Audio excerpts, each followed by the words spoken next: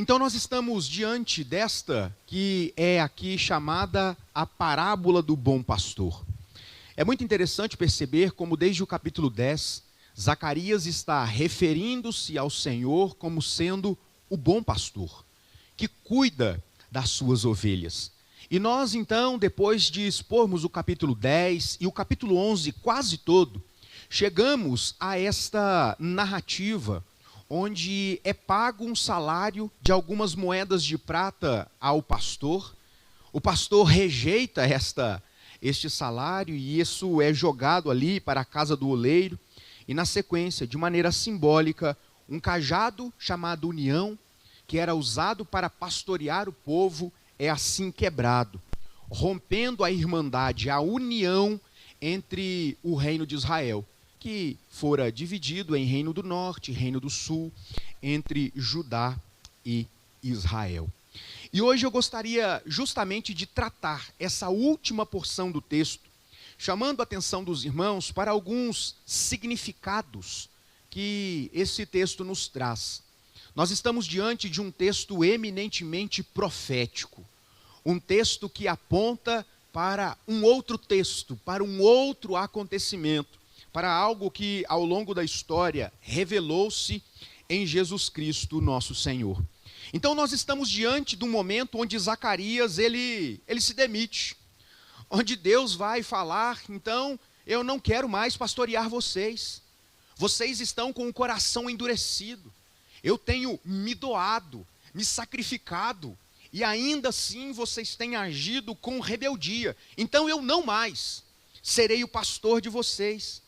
Então Zacarias na sequência vai desafiar o povo a avaliar o serviço, o trabalho desse que é o bom pastor. E a avaliação procedeu, e o salário desse bom pastor foi medido em algumas moedas de prata, como nos diz o verso 12.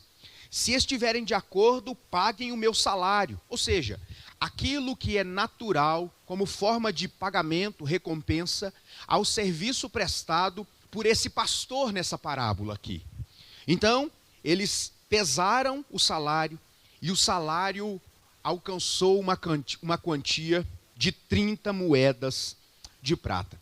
E eu quis deixar esse texto aqui, e não simplesmente citar algumas questões importantes, porque, como eu disse, nós estamos diante de uma parábola que é eminentemente um texto profético.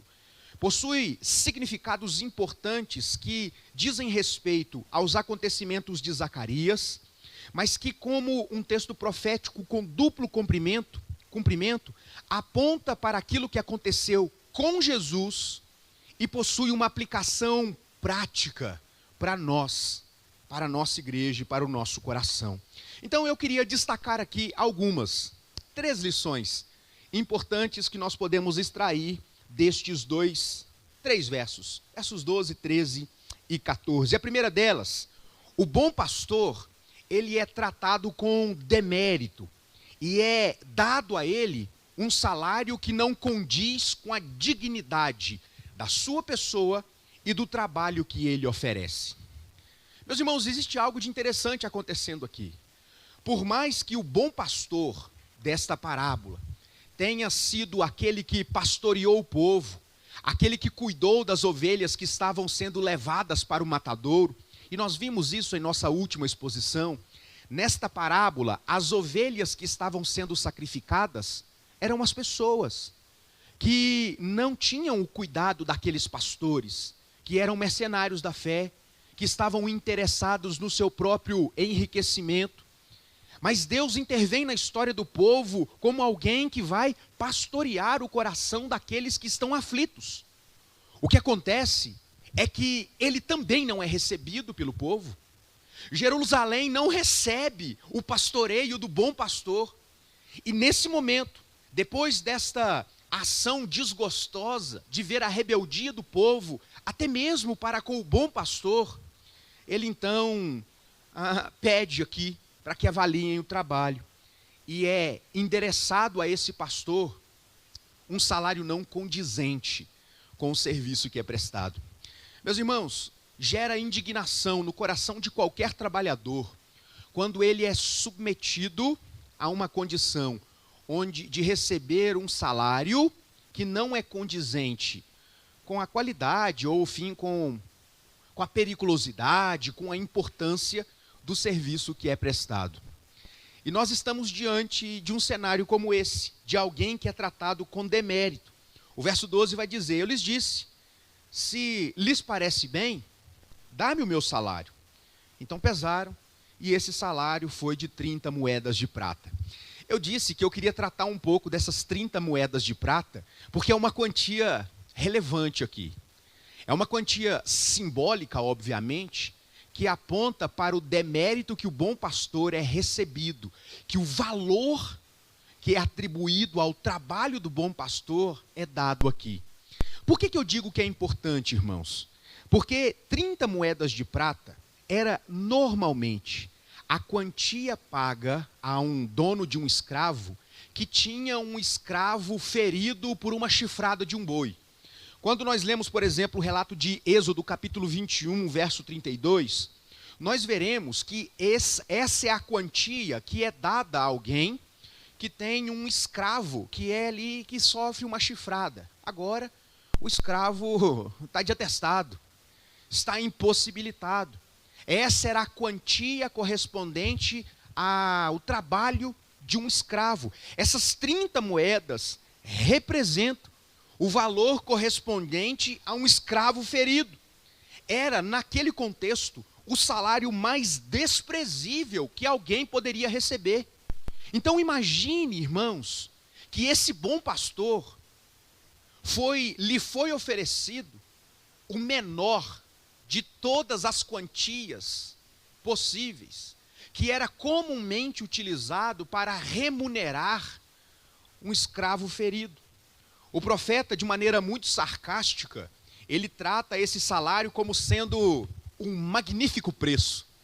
E percebe, irmãos, se esse texto fosse escrito nos nossos dias, eu não tenho dúvida de que entre parênteses ou entre traços, travessões, estaria os termos contém ironia. Esse texto está revestido de ironia quando Zacarias vai se referir a estas moedas de prata como sendo um magnífico preço. No verso 13.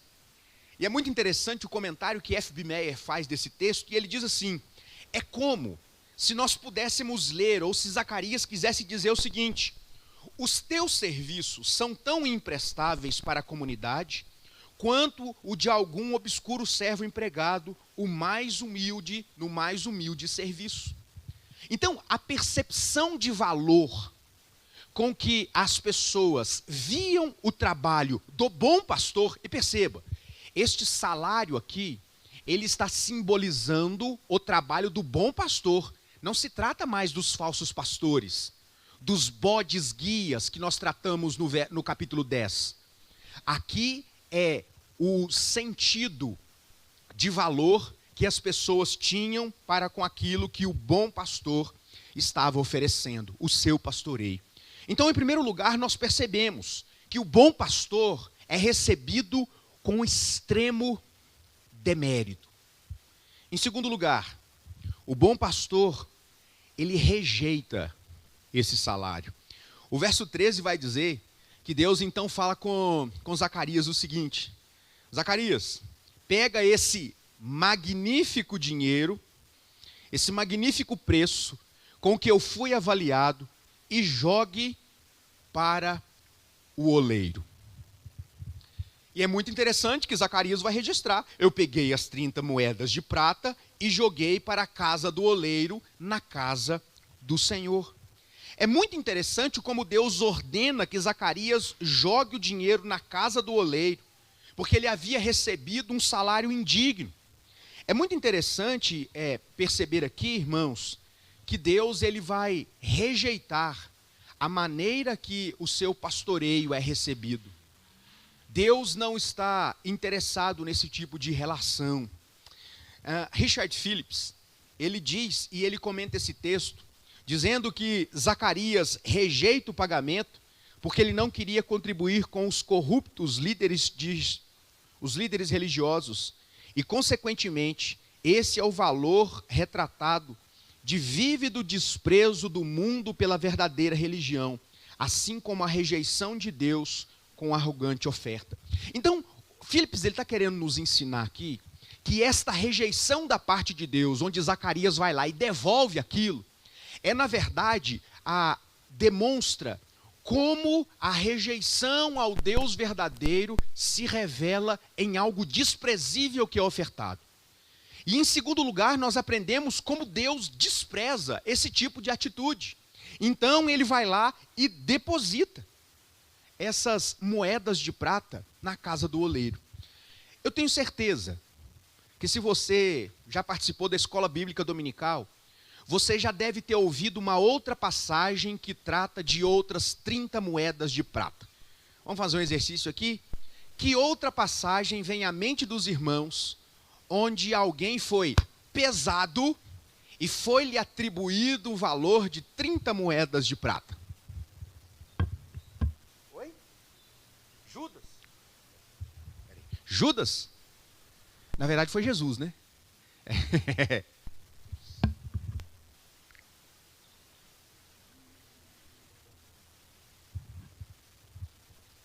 Muito bem. Irmãos, existe aqui uma estreita relação entre esta passagem.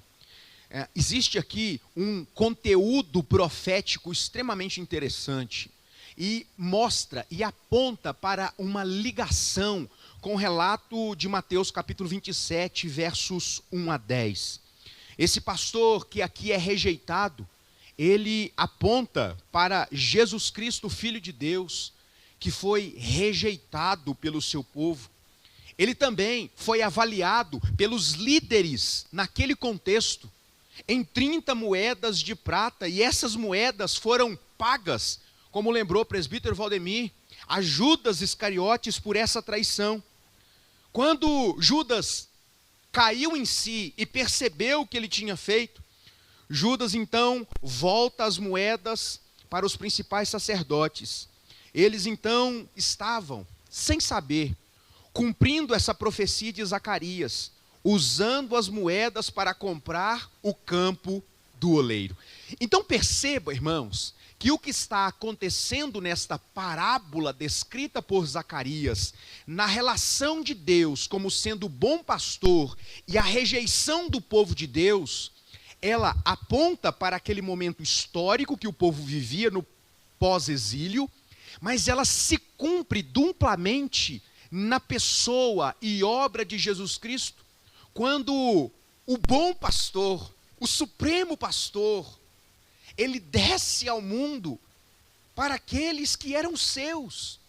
E João 1 vai dizer o quê? Veio para o que era seus e os seus não receberam. E a troca pela traição, ou seja, Jesus foi pesado ali. Então, para trair Jesus, essa traição vale 30 moedas de prata. Assim como Deus vai mandar Zacarias jogar aquelas moedas lá na casa do oleiro, na casa do Senhor, nós percebemos que nos dias de Jesus, essas moedas são devolvidas aos sacerdotes, e esse preço é usado para comprar o campo do oleiro. É importante destacar que Israel teve ao longo da sua história vários líderes, mas poucos líderes que de fato cuidaram do povo com zelo. E então, quando eles tiveram a maior de todas as oportunidades de receber o maior presente do céu, o bom pastor, que estava pronto para dar a sua vida pelas ovelhas, de se sacrificar pelas ovelhas, eles rejeitaram o bom pastor.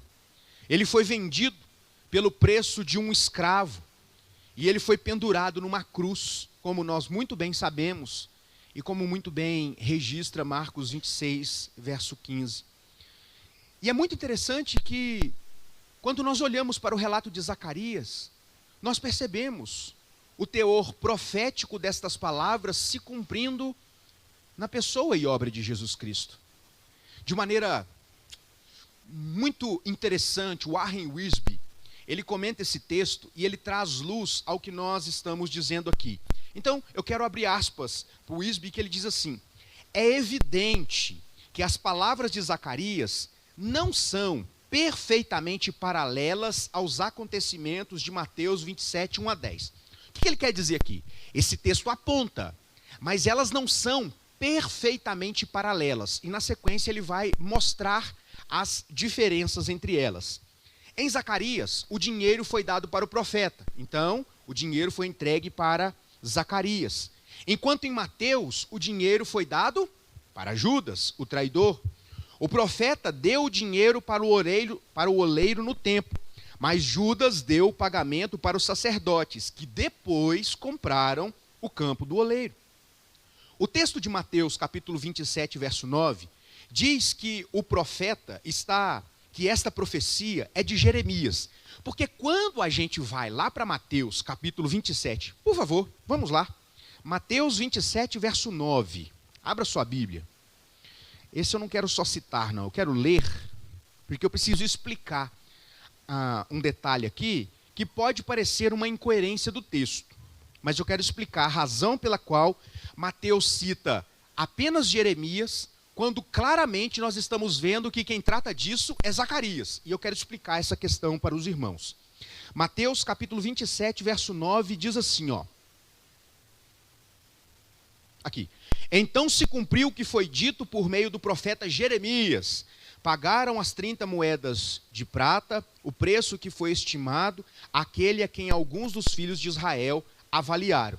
Então perceba que o que está acontecendo aqui é que Mateus está apontando para este fato como sendo o cumprimento daquilo que o profeta Jeremias havia dito acerca de Jesus. E é muito interessante que o que na verdade acontece, o que Mateus faz é combinar em um relato os elementos que alcançam tanto a profecia de Jeremias, se os irmãos quiserem depois conhecer Jeremias capítulo 19, assim como a profecia de Zacarias capítulo 11.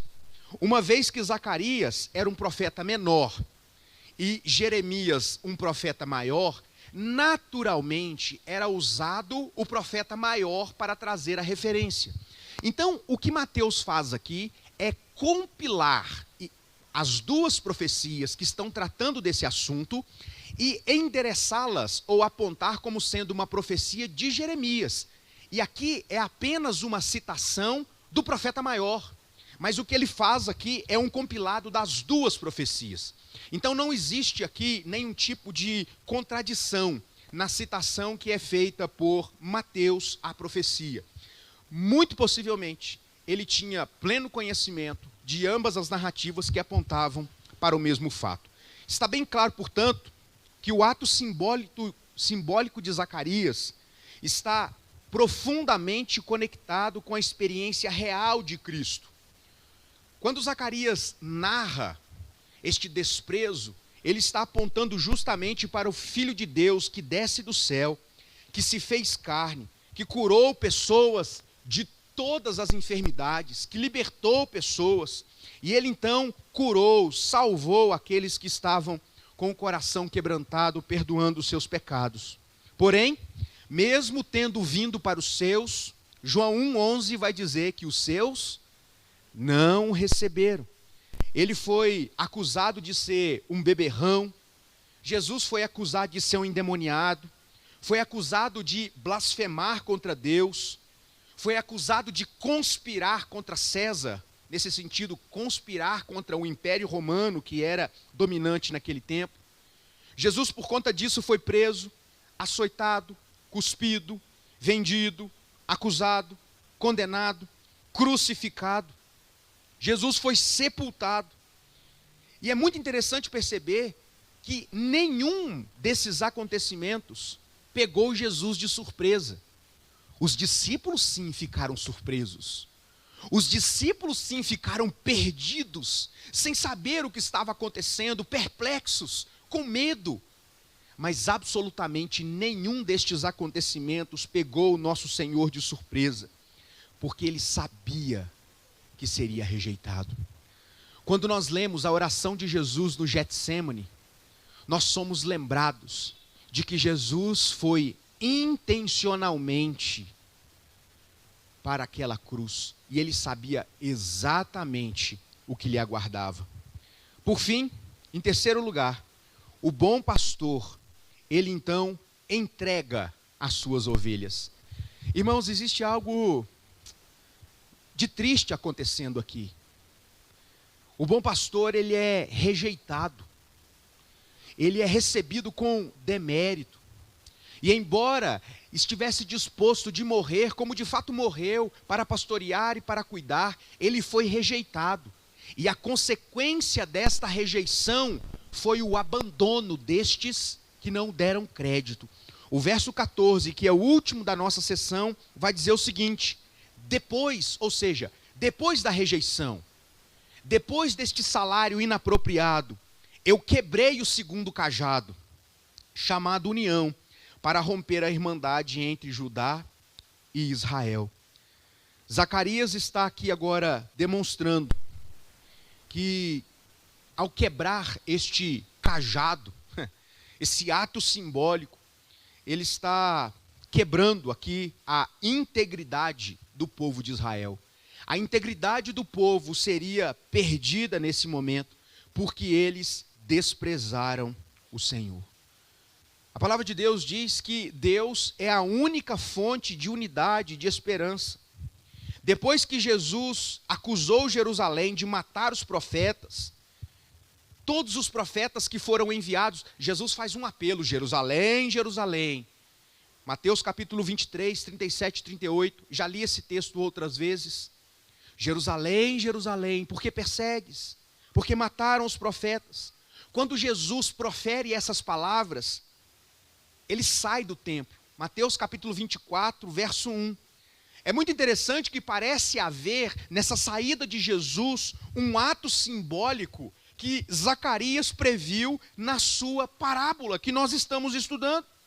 O Senhor da glória, depois da rejeição, ele se afasta. O Senhor da glória deixa o templo de Jerusalém. Deus deixou aquelas pessoas que preferiram os falsos pastores. Eles foram deixados para trás para receber a justa punição e a condenação para os seus pecados. Então perceba, irmãos, que a consequência dessa parábola aponta para algo interessante. A rejeição daqueles ao bom pastor tem como consequência final a morte. Quando nós olhamos para essa parábola, nós percebemos muito claramente que as ovelhas estavam sendo encaminhadas para a morte, para o abate. O bom pastor, ele intervém nessa história para cuidar das ovelhas. As ovelhas rejeitam o bom pastor. Então o bom pastor deixa as ovelhas ir para onde elas já iam anteriormente. Sabe o que isso aponta, irmãos? Para a realidade do mundo. A palavra de Deus vai dizer que todos nós somos pecadores. A Bíblia vai dizer que a consequência do pecado é a morte. Deus então intervém na história da humanidade, nos dando o melhor que nós poderíamos ter, que é o bom pastor que dá a vida pelas suas ovelhas.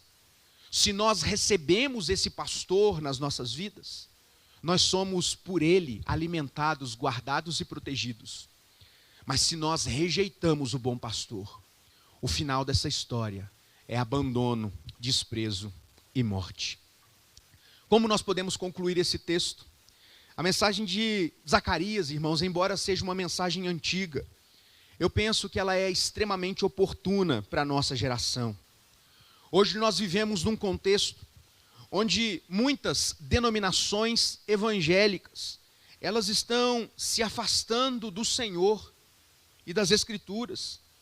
Nós estamos vendo grandes denominações sendo seduzidas pelo liberalismo teológico, outras pelo sincretismo religioso, pela mistura de religiões.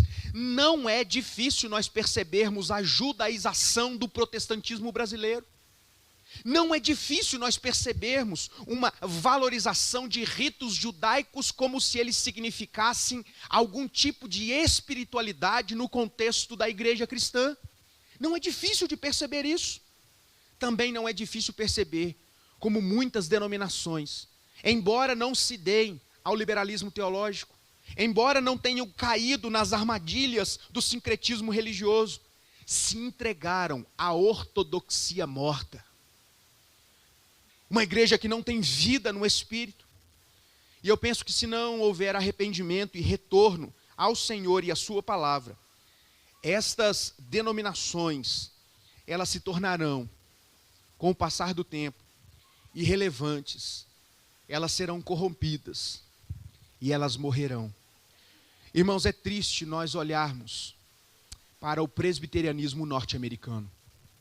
Nós, presbiterianos brasileiros, somos resultado das missões presbiterianas dos Estados Unidos. Mas é triste perceber como as sucessivas divisões do presbiterianismo norte-americano produziram um presbiterianismo fraco, irrelevante e, em muitos casos, extremamente herege, que mistura, ao mesmo tempo, sincretismo e liberalismo. É óbvio, né? Existem boas igrejas presbiterianas sérias nos Estados Unidos, mas nós percebemos como o afastamento do Senhor e da sua palavra traz prejuízos para a igreja, para gerações a fio. E eu penso que, na mesma medida, as nações que antes nasceram, cresceram e se desenvolveram, tendo como base a ética judaico-cristã, que estão ao longo do tempo sendo seduzidas pela modernidade, pós-modernidade, há quem diga pós-modernidade, vivendo hoje um contexto pós-cristão, como infelizmente é o contexto de muitos países da Europa. Meus irmãos, nós precisamos olhar para textos como esse e termos duas reações. A primeira delas, nos alegrarmos, porque Deus nos oferece um bom pastor. E a segunda delas, nos incomodar, para que não nos tornemos como aqueles que rejeitaram o bom pastor nos dias de Zacarias, nos dias de Jesus, e assim como tem rejeitado nos nossos dias. Que o Senhor nos conceda a graça de nos mantermos firmes à sua palavra, servindo ao nosso Senhor e Salvador, Jesus Cristo. Que Ele nos abençoe, em nome de Jesus. Amém, meus irmãos? Na semana que vem nós vamos continuar sobre ainda um restinho de texto, e eu quero tratar desse texto também individualmente. Eu quero encorajar os irmãos para que completemos o estudo do capítulo 11. Que Deus assim nos abençoe. Nós vamos orar agora, encerrando esse nosso momento de estudo, e eu quero convidar os irmãos para que possamos pensar sobre isso. De que maneira nós, como igreja presbiteriana aqui em Areado, nós podemos ser ao mesmo tempo uma igreja viva, relevante, sem deixar de ser uma igreja ortodoxa e bíblica. Esse é o nosso desafio. Não abrirmos mão de princípios inegociáveis da palavra de Deus, mas ao mesmo tempo sermos uma igreja relevante no meio da nossa comunidade. Que o Senhor nos abençoe, nos dê direção e nos dê sabedoria para lidar com estas questões importantes.